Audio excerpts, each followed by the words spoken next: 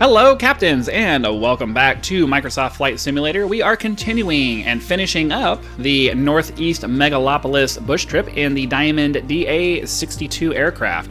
Today's ninth and final leg will be from Martin State to the Ronald Reagan Washington National Airport. It's going to take us about 13 minutes of actual flight time to get there.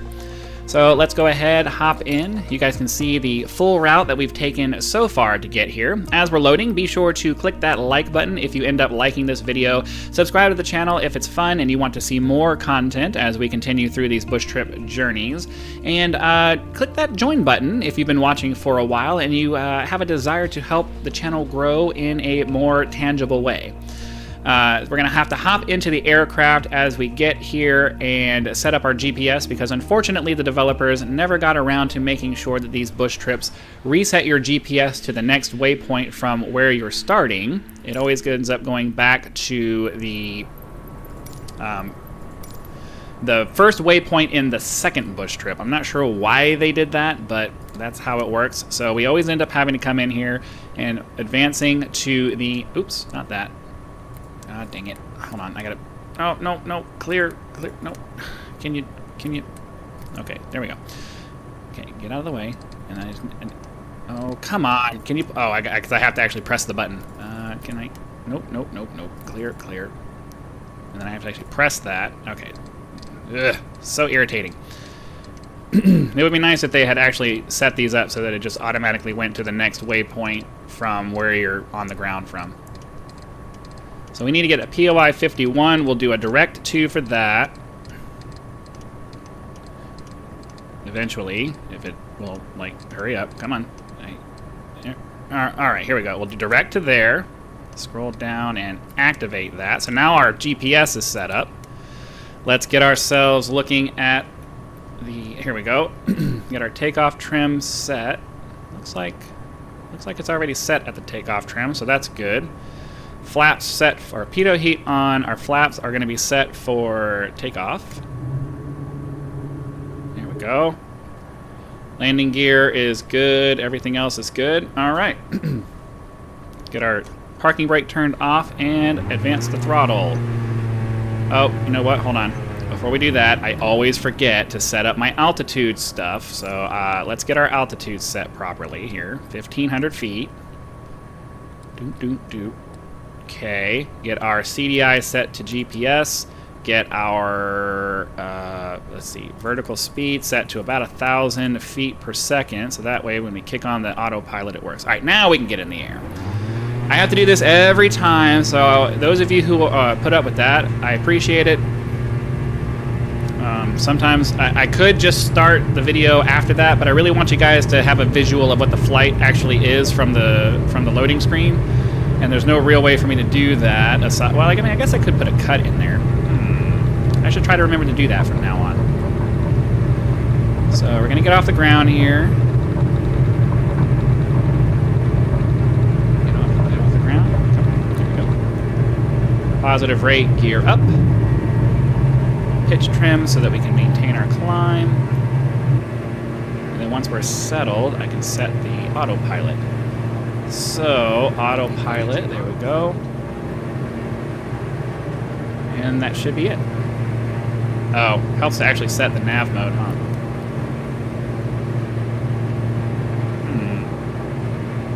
It's GPS. Why is it not turning?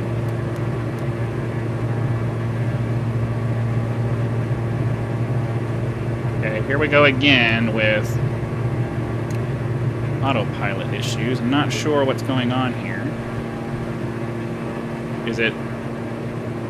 Yeah, there's like every single flight we've done so far, there has been some kind of issue.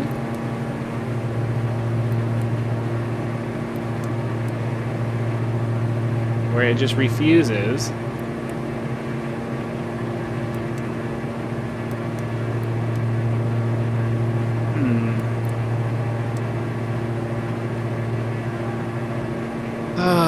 Why? I understand why it does this. It's really irritating.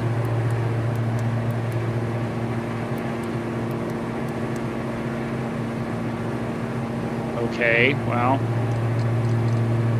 you can always just set the autopilot to that for now to get us in the right heading, and then maybe we can figure it out.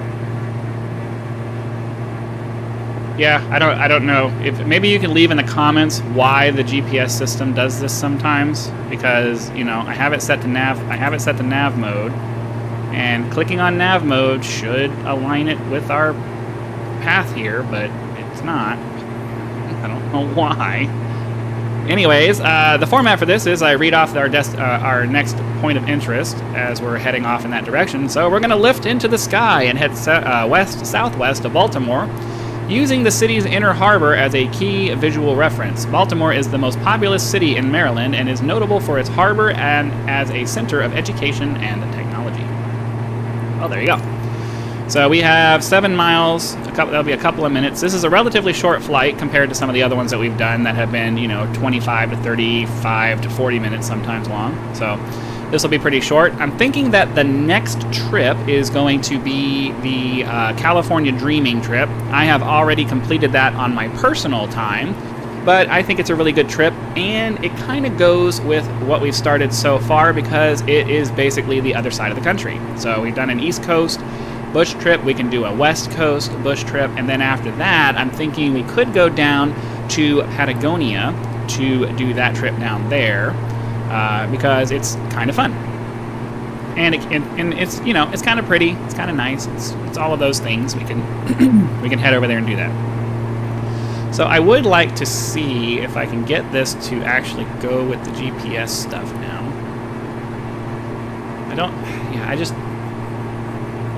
The nav mode should,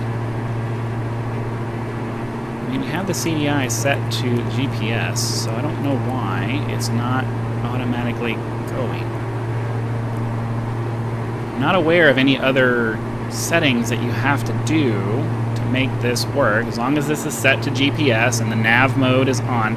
I mean, is this a bug and it just happens like this sometimes and you're just kind of screwed when it happens? Oh yeah, we're way off course here. I need to, like... So, I mean, we can do it this way, it's just, it's annoying.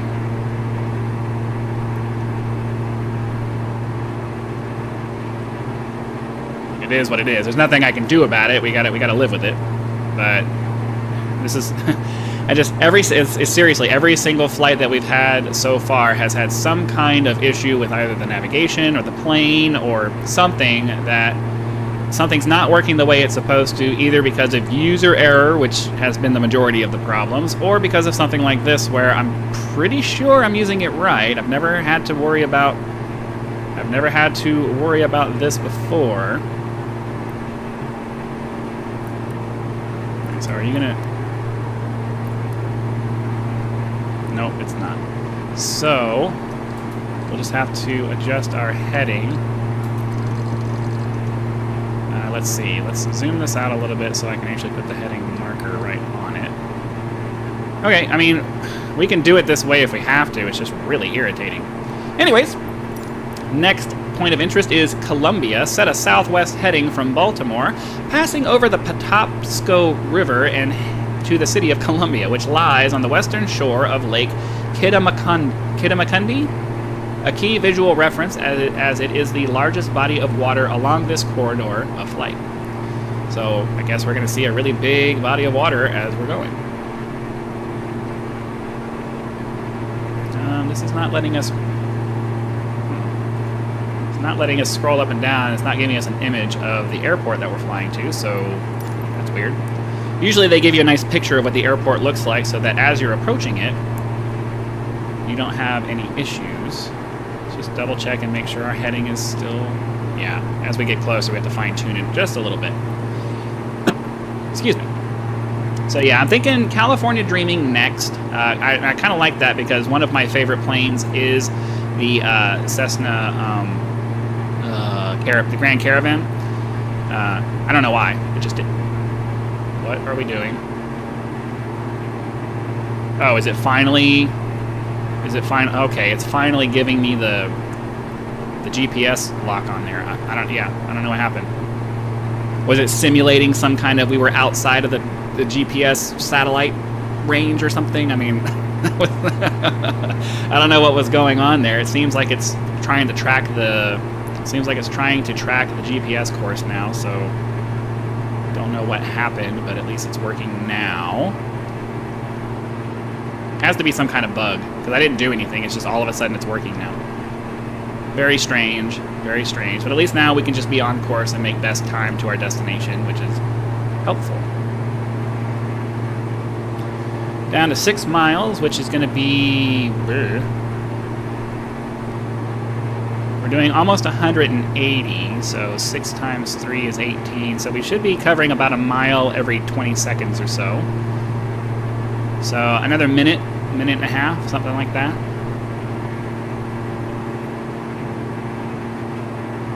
The good thing about the fact that we don't own this plane and we don't have to worry about maintenance or anything like that is that we can leave it at full blast the entire time and there are no consequences.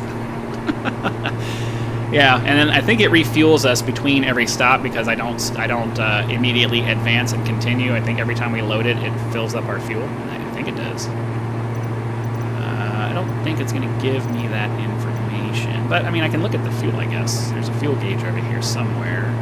Fuel temperature. Yeah, fuel con. Yeah, it definitely refills us every time we go. Every time we land. So, it looks like we got about a minute left before we hit our waypoint. I would imagine that every 3 miles is about a minute worth of flight at this speed. Generally, I try to find something to talk about as we do these flights, but I got so distracted. It's like my trucking video. I did a trucking video before this one. Excuse me. And I got so distracted by all the little things that kept popping up while I was trying to drive that I never really got around to talking about, you know, not what I was doing. I kept saying, oh man, this is coming up, and oh man, that's happening, and oh man, I got to slow down for this. And it seems like every time I do this flight, unless they're longer ones, I spend the first half of the video going, oh man, what's going on here? I don't understand. Because this GPS system sometimes. Ugh. Fortunately, the next one we're doing is the Grand Caravan. I'm a fair bit more familiar with that aircraft than I am with this one. It has the same, same flight avionics in it, I believe, but I don't have to worry about the throttles and controls, and it lands a lot easier than this one does. All right, our next point of interest is the Rocky Gorge Reservoir. From Columbia, follow U.S. Route 29 to Rocky Gorge Reservoir, which lies on the Patuxent River. And then I forgot to give it to you guys the last time, but we'll go ahead and hop out of the cockpit for now. So this is the highway that we're following all the way down. Not really much going on here.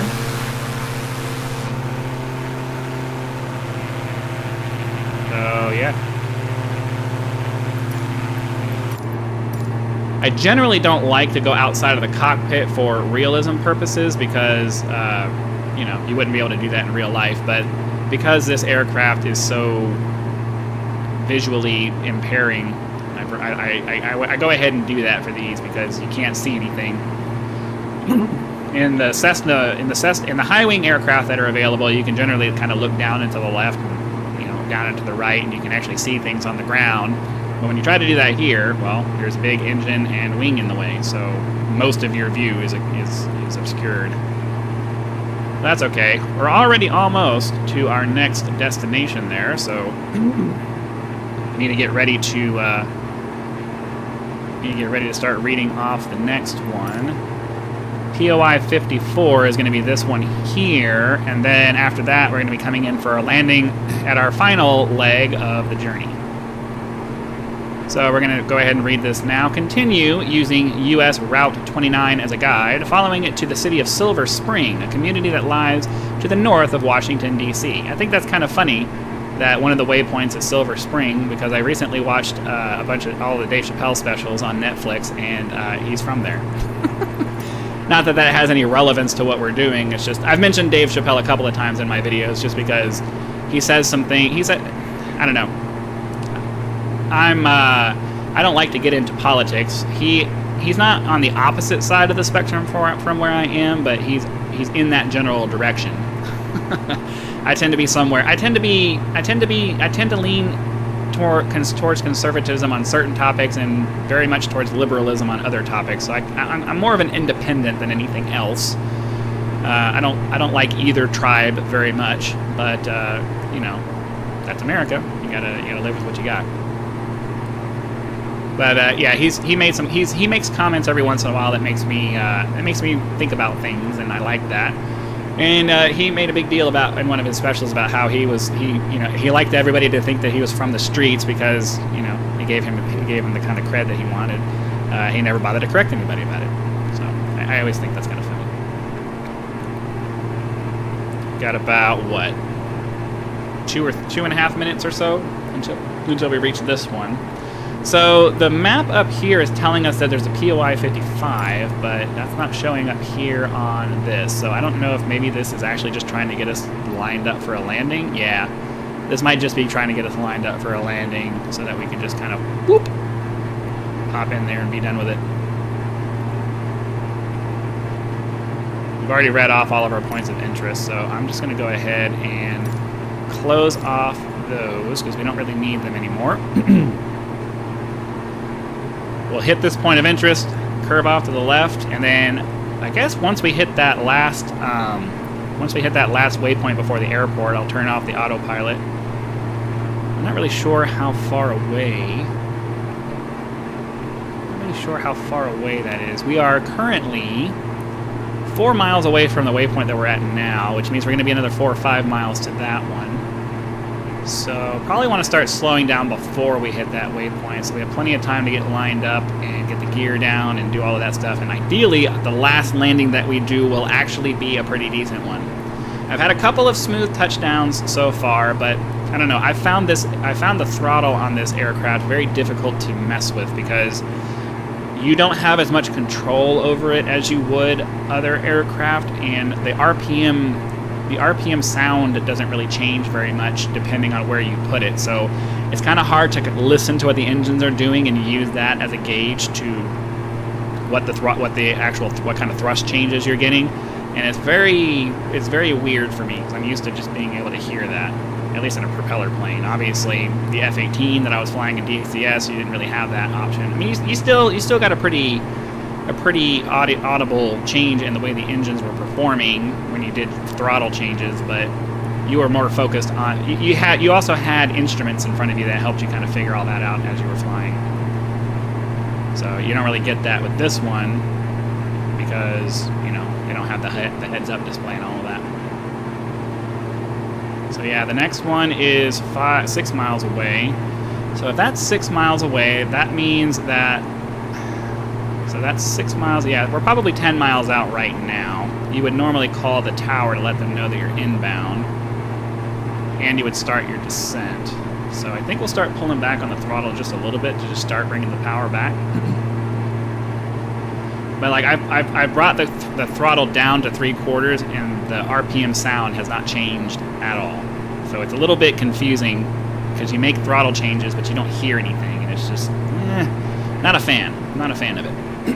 I'm sure it's providing automated controls of pitch, the propeller pitch, and all of that stuff because I don't have a control for that. But I have to imagine that it's doing that for me, which is fine. But it's very difficult for me, at least, to have the kind of fine control over line landings when I can't hear what the engines are doing.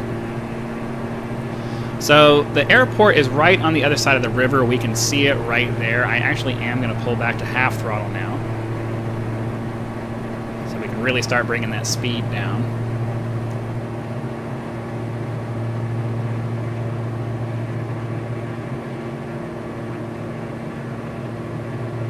Might as well use the autopilot to keep our altitude where we want it.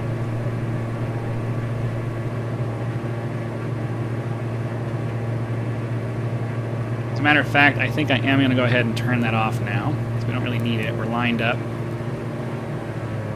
Pull the throttle back just a little bit more and start beginning our descent, because if we wait too much longer, we're going to come down real hard. Get the first notch of flaps in. Get that landing gear down. Then I have to make sure that I double check that the landing gear actually did come down, because I did have one flight where the gear didn't come down, even though I pressed the button, and then we ended up doing a belly landing there, and that was not cool. pitch trim, pitch trim.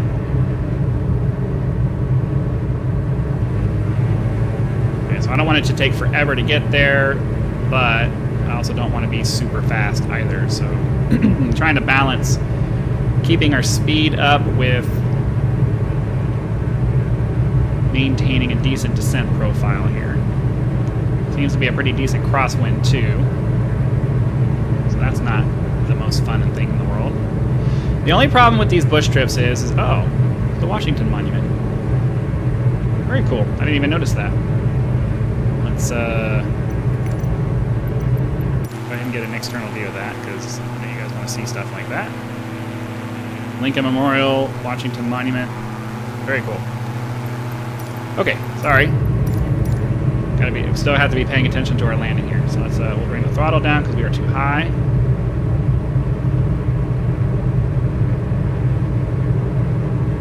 A little bit because I don't want to go down too fast. So we'll get that last notch of flaps in.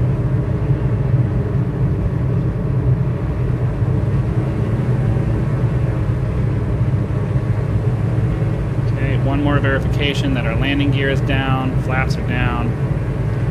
Add some throttle because we're we're descending a little bit too fast.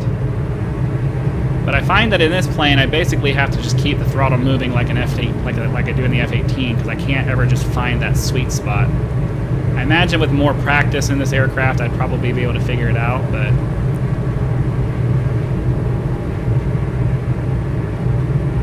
unless I'm going to sit down and put a bunch of hours into practicing the landings and stuff, you kind of have to just figure it out as you go. But it looks like this one might be a fairly okay landing.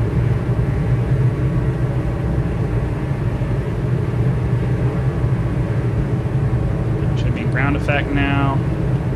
Let it just kind of settle down. Go slightly up. Oh, I screwed that up. Okay, hold on. Hopefully, maybe we can save it.